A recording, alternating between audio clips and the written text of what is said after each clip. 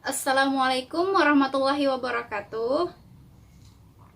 Waalaikumsalam warahmatullahi wabarakatuh.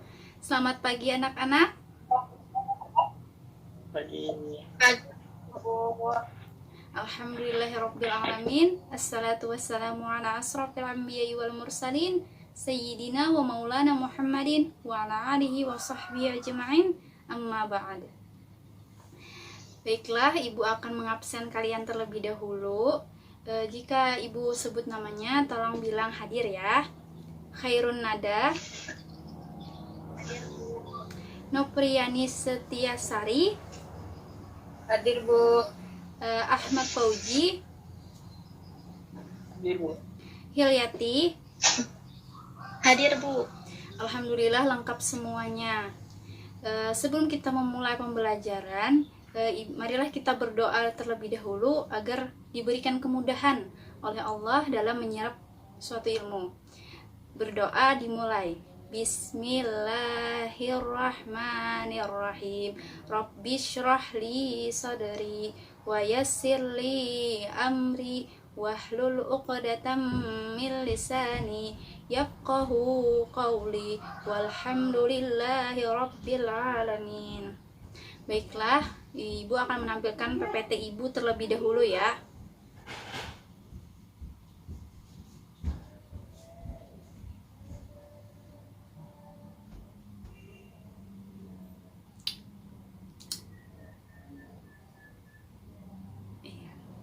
Nah, kalian bisa lihat di sini, bisa amati terlebih dahulu gambar yang telah Ibu berikan di layar. Nah, kemarin kan kita telah belajar tentang zakat. Nah, zakat itu kan mengenai harta yang kita miliki lalu kita berikan kepada orang yang berhak menerimanya. Sekarang ini kita masih berkaitan tentang masalah harta yang mana kita membagi harta tersebut kepada yang berhak dan nggak berhak. Jadi ada yang tahu nggak kita hari ini itu belajar tentang apa? Setelah kalian lihat gambar yang Ibu tayangkan di sini, bisa iya waris, tentang warisan. Nah, jadi ada yang tahu nggak apa itu warisan sebelum Ibu menjelaskan tentang apa itu warisan? Belum tahu, Bu. Oh, belum Belum Kak. tahu, Bu. Baiklah, Ibu akan menjelaskan tentang apa itu warisan atau biasa disebut dengan ilmu waris. Nah, ilmu waris itu biasa juga disebut dengan ilmu faraid, ilmu miras, ilmu tirqah, ilmu waris, dan masih banyak lagi sebutan untuk ilmu waris ini. Jadi ilmu waris ini adalah merupakan ilmu tentang harta warisan. Ilmu ini telah dipastikan bagian-bagian dan kadar ukurannya. Jadi ilmu waris itu merupakan ilmu yang mempelajari tentang harta warisan peninggalan seseorang yang telah meninggal dunia lalu diberikan kepada keluarga. Nah, keluarga ini biasanya disebut dengan ahli waris. Di sini ilmu waris ini akan mempelajari tentang siapa yang berhak menerima, siapa yang nggak berhak menerima harta warisan, berapa kadar atau ukuran bagi yang menerima harta warisan tersebut. Nah, dengan syarat dan ketentuan yang Allah telah berikan gitu. Kenapa sih ilmu waris ini sangat penting untuk kita pelajari? Yang pertama, Allah sendiri yang telah mengatur dan menentukan ilmu ini. Nah, dalam Quran surah An-Nisa ayat 11, 12 dan 176 di sana sangat detail sekali Allah menjelaskan tentang pembagian harta warisan. Siapa yang berhak, siapa yang nggak berhak, berapa bagian untuk ibu, ayah, bapak, kakek. Nah, di sana dijelaskan sangat detail sekali. Adapun yang kedua, kenapa kita mempelajari ilmu waris itu? Ia merupakan separuh dari ilmu agama, sesuai dengan sabda Rasulullah SAW bahwa beliau berkata, belajarlah dan ajarkanlah ilmu faraid. Sesungguhnya ia merupakan separuh ilmu dan ia merupakan ilmu yang akan dilupakan dan ia akan hal yang pertama yang akan dicabut oleh Allah Subhanahu wa taala. Jadi hukum dari ilmu waris ini, hukum untuk mempelajari ilmu waris ini adalah fardu kifayah, yang mana fardu kifayah itu jika dalam satu daerah tersebut ada yang sudah mempelajari tentang ilmu waris dan belajar tentang ilmu waris, maka gugurlah dosa-dosa bagi yang tidak belajar ilmu waris dalam satu daerah tersebut. Adapun jika di dalam satu daerah itu tidak ada yang mempelajarinya, tidak ada yang mau belajar, dan tidak ada yang bisa, maka di suatu daerah tersebut akan menanggung dosa yang setimpal gitu dari Allah Subhanahu wa taala. Selanjutnya ya. Adapun syarat dan rukun dari ilmu waris ini, yang pertama itu waris. Waris itu sama aja dengan orang yang menerima harta warisan.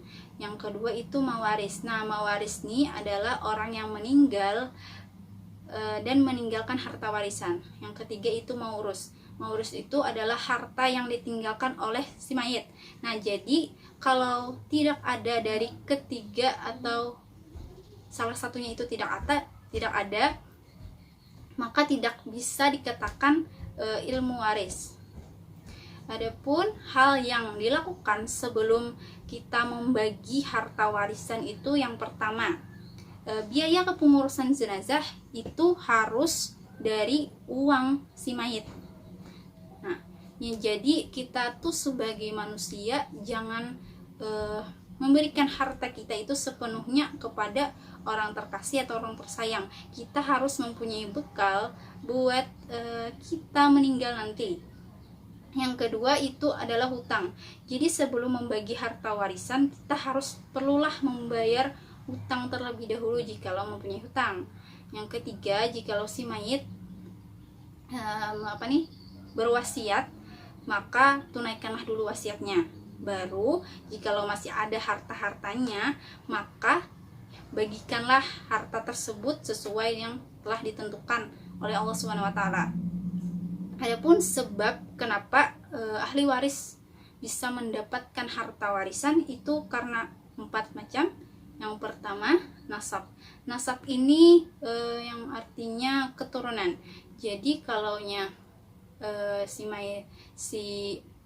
mayit ini seorang ayah, maka si anak itu mendapatkan harta dari si mayit. Yang kedua itu pernikahan. Karena ada ikatan pernikahan, jadi seorang seorang istri mendapatkan harta warisan. Yang ketiga itu wala. Wala itu adalah si mayit yang seorang budak itu dimerdekakan oleh seseorang gitu. Jadi seseorang tersebut akan mendapatkan harta warisan dari si mayit yang seorang budak tadi karena telah memerdekakan dirinya. Nah, yang keempat itu sebabnya karena kesamaan agama. Misalnya si mayit ini seorang yang sebatang kara, tidak mempunyai keturunan ataupun tidak ada mempunyai sanak keluarga. Nah, sehingga kepada siapa hartanya tersebut dibagikan, maka bisa dibagikan kepada Baitul Mal, pesantren, karena kan sama-sama agama Islam. Jadi boleh diberikan kepada Baitul Mal atau pesantren. Adapun yang tidak berhak menerima harta warisan itu yang pertama pembunuh. Jadi jika seorang anak membunuh orang tuanya, maka anak tersebut tidak mendapatkan harta warisan karena telah membunuh si orang tuanya. Yang kedua, murtad. Murtad itu adalah orang yang keluar dari Islam. Yang ketiga itu beda agama. Beda agama di sini tidak mendapatkan harta warisan, biarpun ia merupakan seorang anak dari si mayit tersebut. Yang keempat itu budak. Selanjutnya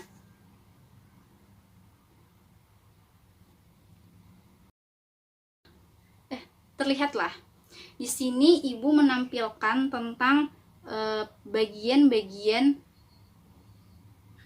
yang mendapatkan harta warisan. Seperti istri itu mendapatkan 1/4 jika tidak ada anak ataupun keturunan gitu.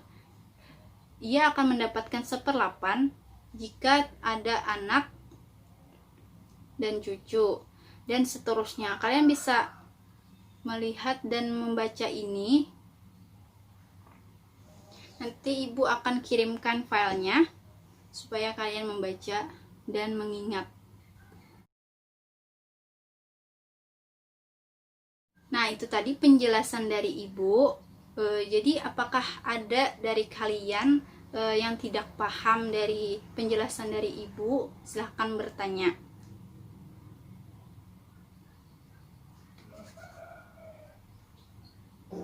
Ulun Bu, Iya, silahkan Nopriani. kalaunya beda negara tuh Bu termasuk penghalang mendapatkan waris lah. Beda negara. Tidak. Kalau beda negara itu mendapatkan juga, karena itu kan cuman jarak. Itu tuh nggak apa-apa. Jadi ya mendapatkan juga bisa dengan cara transfer ataupun dia datang ke kampung daerahnya gitu. Ada lagi yang ingin bertanya?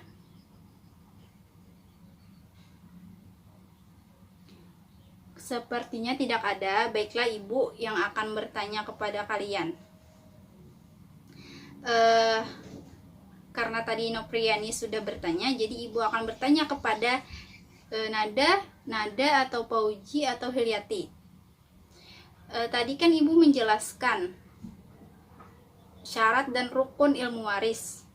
Tolong sebutkan apa-apa saja syarat dan rukun ilmu waris tersebut. Ibu tunjuk. Hilyati. Syarat dari ilmu waris tadi ada waris, Iya. ada mawaris, dan ada maurus. Iya, benar sekali. Terus ibu bertanya lagi, apa ya? Sepemahaman kalian, ilmu waris itu apa?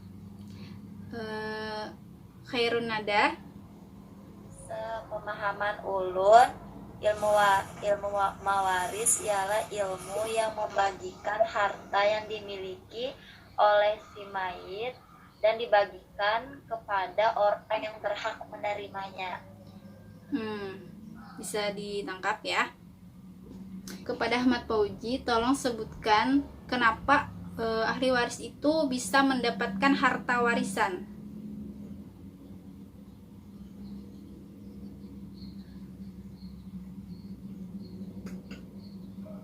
Jadi salah satu penyebab dari seorang bisa menerima waris antaranya ada dikarenakan keturunan, juga bisa juga disebabkan oleh perkawinan. Betul. Alhamdulillah murid ibu bisa memahami pembelajaran kita pada hari ini. Jadi kesimpulannya, ilmu waris itu merupakan ilmu yang mempelajari tentang pembagian harta warisan, siapa yang berhak, siapa yang nggak berhak, dan berapa kadar ukuran pada tiap-tiap ahli waris sesuai ketentuan yang Allah tetapkan. Nah, sebelum mengakhiri pembelajaran pada hari ini, ibu akan membagikan kalian tugas. Nanti ibu kirim di grup berupa esai ya. Marilah kita berdoa terlebih dahulu untuk mengakhiri pembelajaran kali ini. Berdoa dimulai. Bismillahirrahmanirrahim. Subhanakallahumma wa bihamdik, asyhadu an la ilaha illa anta, astaghfiruka wa atubu ilaik. Walhamdulillahirabbil alamin. Iya, ibu akhiri. Assalamualaikum warahmatullahi wabarakatuh. Waalaikumsalam warahmatullahi wabarakatuh.